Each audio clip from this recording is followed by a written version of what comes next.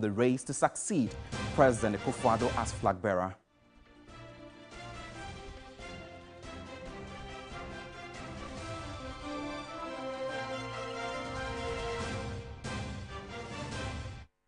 Also in the bulletin, the OSP continues its tussle with Cecilia Dapaah, but to what end? We have the latest details for you this morning.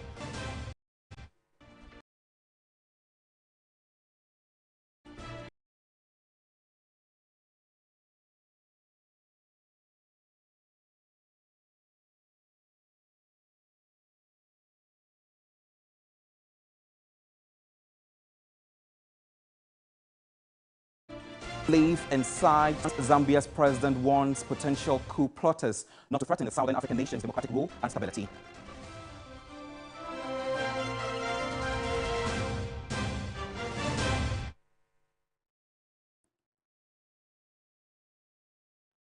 We have details of these and more stories coming your way. We are streaming on Facebook at TV3 Ghana. You can join us with your thoughts and comments, and also on DSTV channel 279. To our first story, there could be more withdrawals in the NPP flag bearer race after one of the top contenders, Alan Kojo Kyerematen, dropped from the race yesterday. There's more in this report. I'll be surprised if any of the two teams go to celebrate that Chief Alan has stepped out. Yes, he was going to be a very force to reckon with on November 4th, but his absence doesn't mean a total win for any of the two frontline candidates. And I will advise that Dr. Owusu Efriye-Akoto and Mr. Adainimo would have followed suit based on the scientific work I did, which suggests that their inroads are not going to be any way significant. I would have wished that they too pulled out, and then we allow a proper straight fight between Dr. Mahmoud Bawumia and Ken Ohene-Ajaapong. But for Alan pulling out, I think it is his prerogative. People must respect his decision at this point in time. And the good news is that he has said in his release that he remains a party man and will continue to do what he can to support his party. Alan, as we all know, is a true party man.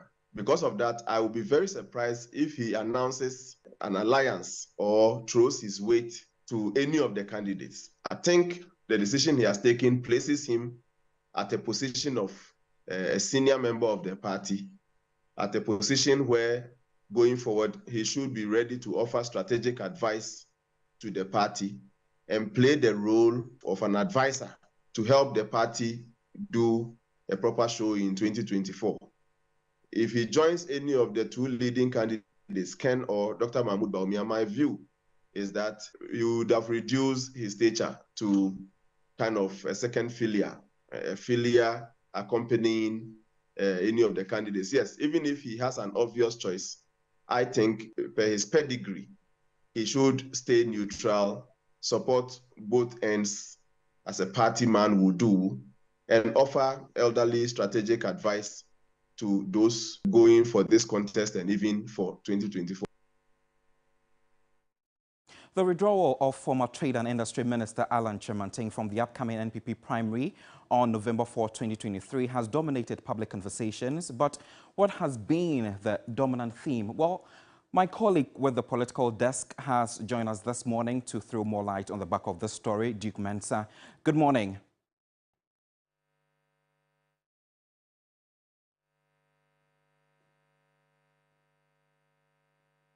Hello, Duke. Good morning.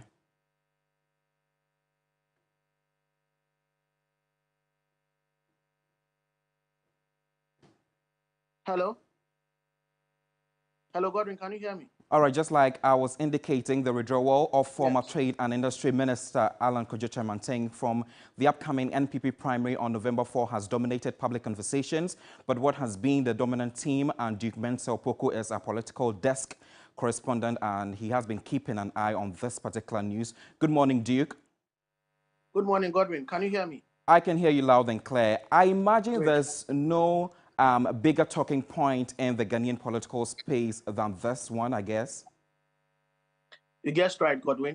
And I can tell you on authority that it's one of the issues that has really dominated discussions across the board most social media platforms, and even in public discussions, on buses and everywhere that you have Ghanaians converging to discuss matters. I can tell you that you wouldn't have a dominant theme going through everything, but it's a mixed bag. So for instance, but I can tell you, for instance, on Twitter or X now, not Twitter anymore, on X now you have Alan Cash and Alan Shermatin in the top trends on that social media platform. But let me bring you what the reaction of some notable members of the New Patriotic Party have actually been tweeting. Let's start with Gabi Asayo Tredako. Now he wrote on his Facebook page yesterday, his Facebook wall, that in life what makes you or breaks you is how you handle adversity. So sounding proverbial and not really being upfront or clear about this issue. Now, Courage Nobi is one of the campaigners for Alan Shermatin. He's also an MPP communicator. He reposts what Professor H. Kwesi Prempeh of CDD post on his Facebook wall somewhere in 2020. He says, your opponent may be in the rival party, but your enemies are right there with you in the same party. All right, Duke. Yeah. What has been the dominant reaction so far? And do we know from their observations what Alan's line of action is likely to be? Well, for the dominant conversation, as I indicated earlier, that is not, it's not as if, everybody is putting out there what they think. It looks to be a mixture of surprise and shock. As to the next line that he would want to take, if you gauge from the reactions of his followers or his campaigners, two strands come out clearly. So for instance, someone like Hobson Adoye has written on his Facebook wall, continue to insult me and later come back that we should be one. You will then hear sounds. You will then hear real sounds. That should tell us that, some of them are not ready for the unity after all the trolling. If you also look at people like Davis Opoku Ansa, long-standing aide of Alan, MP from prior, so he just posted the MPP logo, not the logo, the MPP flag. If you look at Collins Owusu-Amankwa, who also vigorously campaigned for Alan, especially in the Ashanti region, all right, you would see that he has posted a picture of the elephant and says, forever will remain an elephant. Absolutely. So thank you very much for the updates this morning. Duke is with our political desk, and you should trust him to bring you all the updates subsequently. Away from that, Office of the Special Prosecutor reseizes money from Cecilia Dapaah's house and refreezes her bank account after complying with earlier court orders. Special Prosecutor Kissi Jabeng is, in a statement, noted that the office has only exercised its statutory powers. An Accra High Court on August 31 ordered the OSP to, within 7 days from its ruling, return all the monies of Cecilia Dapaah, as well as 2 frozen bank accounts to her. Justice Edward Chum in his ruling noted that the special prosecutor had not proved reasonable grounds to freeze Cecilia Dapaah's accounts and described the action as one born out of speculation, reaction to public sentiment, and poor investigations. The Office of the Special Prosecutor, while accepting the ruling, disagreed with the court and assured the public that it will take all the necessary steps to ensure that the seized amounts and the balances in Madame Dapaah's bank accounts and investments are neither concealed, lost, or otherwise dissipated. The OSP in a statement has disclosed that after complying with the court ruling, it has discharged the frozen accounts and investments of Cecilia Dapaah and also returned the seized cash.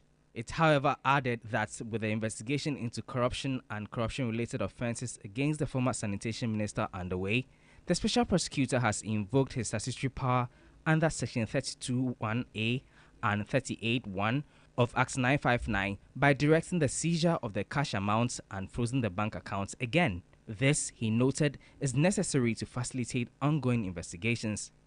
Lord Idwasari, TV3 News, Accra. Away from the capital, Accra, let's cross over to Kenya. Africa's position in dealing with the global climate crisis is to be formally communicated later today as the inaugural Africa Climate Summit climaxes today. The three-day event has seen over 22 African heads of state and world leaders converge in identifying solutions to the threats of global warming. Eric Mawena Egbeta is a man at the summit in Kenya, and he's joining us with the latest details this morning. Mawena, good morning. Day 3 of the summit. What are we to expect? Right, like you rightly put it, Godwin, the expectation is that by 2 p.m. today, which is about 11,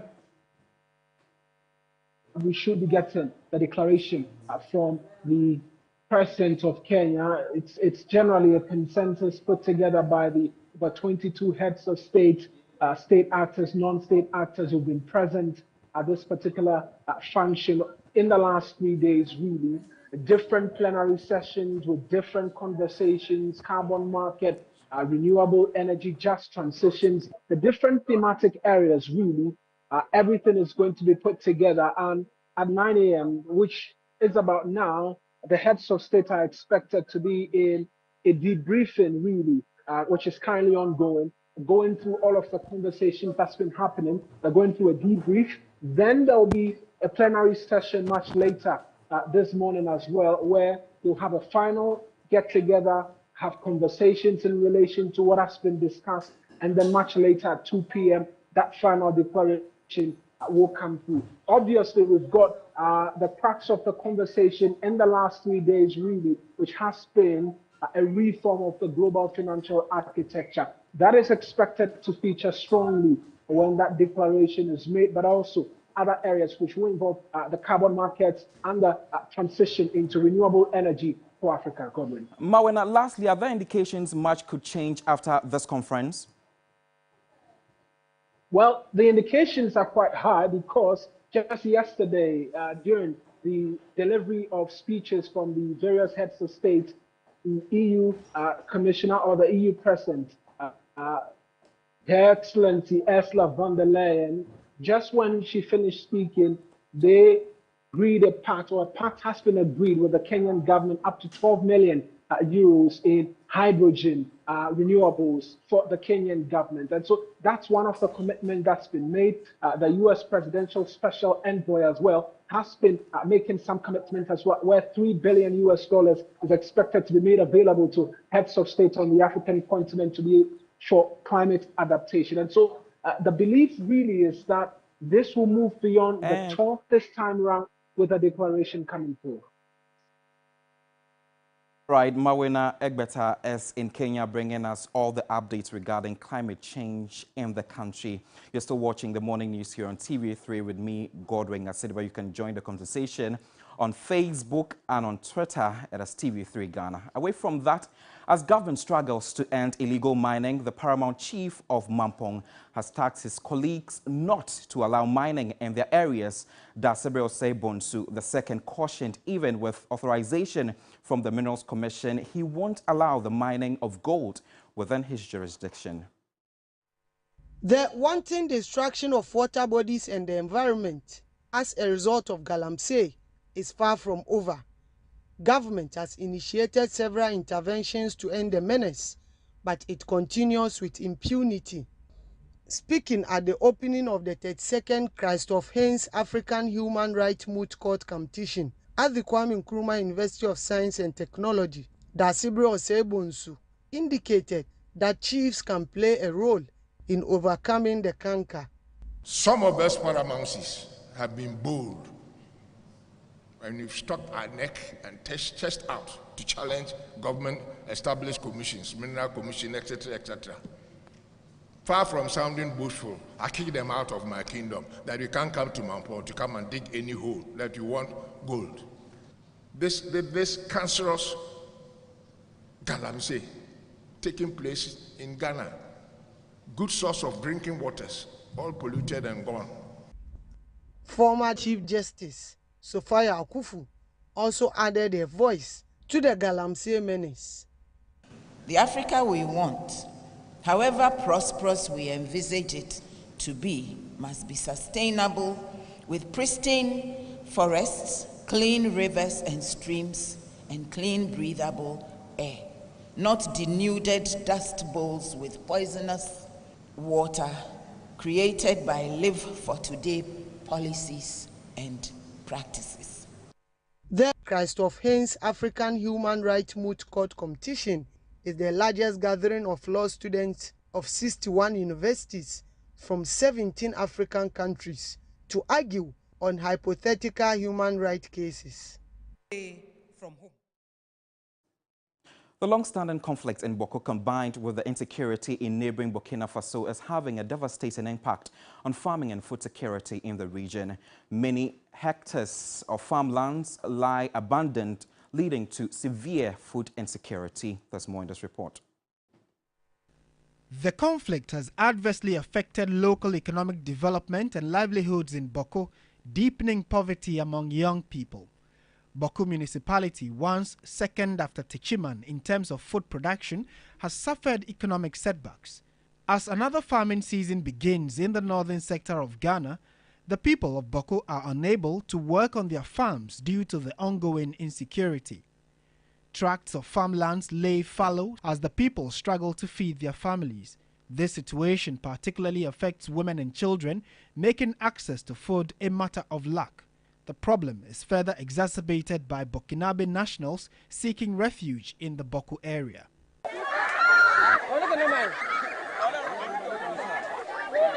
The decades-long conflict has pushed many residents of the municipality into dire circumstances, and efforts are being made to support those affected.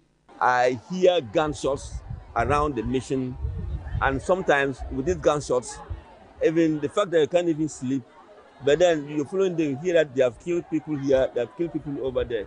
If you come to work in a place and then you wake up to hear that one of those you are working with is dead, somebody is coming to beg for food because he has lost a relative. This doesn't augur well for us to find peace and be happy in our work here in Boko. Reverend Father Paul Ignatius Capuchina has begun a project to support over 350 women and children who lost relatives in the conflict. While praying for them, I equally decided to appeal to my friends outside Ghana and told them the story of what I came to meet here in Boko. Some of the friends were sympathetic and then decided to mobilize money to buy food for those who have become poor because of the conflict. Father Capuchina urged others to show support to the inhabitants while calling on the state to fast-track permanent solutions to the crises. And use the occasion to appeal to the conscience of the leadership of Boko, the traditional authority, the political authority, to know that the war is not something that is good for the people. It's retrogressing them, it's bringing them backwards. The Finance Minister, Ken Ofori-Atta, has expressed optimism about the country's meeting all reviews in order to access the second tranche of the IMF program. Ghana is seeking a $3 billion bailout, of which $600,000 have already been accessed in the first tranche. Ken Ofori-Atta made this known at the third CEO's breakfast meeting organized by the Ghana Investment Promotion Center in Accra. Ghana's economy over the past few years has been experiencing some shocks, making it difficult to even eye investors.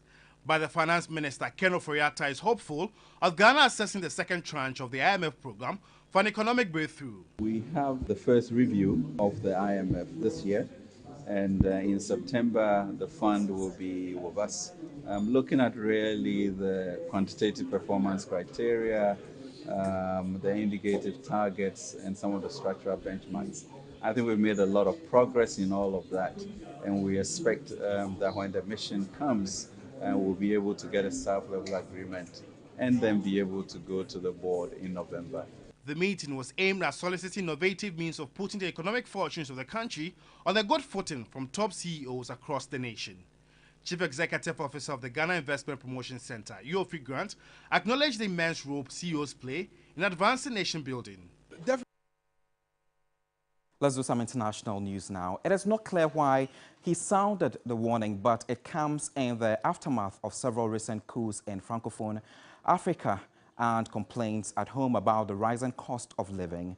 To colleagues that think we are timid, by being kind and that they can break the laws and entertain thoughts of illegal takeover of government, including under undemocratic coup d'etat. We are coming for you, he said. Since gaining independence in 1964, Zambia has never experienced military rule, though there have been several failed coup attempts. Well, he has been saying that he won the landslide victory over an incumbent president in 2021 and made the remarks on a visit to Kanyama, I beg your pardon, a suburb of the capital, Lusaka. He acknowledged food prices were high and said the government was addressing the issue.